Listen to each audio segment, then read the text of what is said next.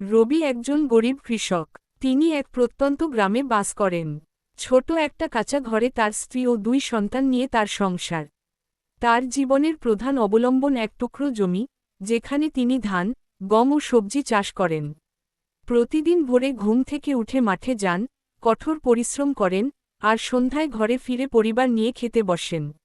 রবি শুধু একজন কৃষকই নন, তিনি প্রকৃতির সঙ্গে মিশে থাকা এক সংগ্রামী মানুষের প্রতিচ্ছবি। বর্ষার সময় জমি ডুবে গেলে তার ফসল নষ্ট হয়ে যায়, খরার সময় জমি ফেটে চৌচির হয়ে যায়। কিন্তু তবুও তিনি হার মানেন না। কোনো বছর ভালো ফলন হলে কিছু টাকা জমাতে পারেন, সন্তানদের পড়াশোনার খরচ দেন। একবার বড় একটি ঘূর্ণিঝড়ে তার সব ফসল নষ্ট হয়ে যায়।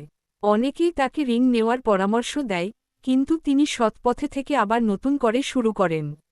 পরের বছর তিনি আধুনিক পদ্ধতিতে চাষ শুরু করেন এবং ভালো ফলন পান। তার পরিশ্রম ও অধ্যবসায় এলাকার অন্য কৃষকরাও অনুপ্রাণিত হয়। আজ রবি শুধু নিজের জন্য নয়, বরং তার গ্রামের কৃষি উন্নয়নে এক উদাহরণ।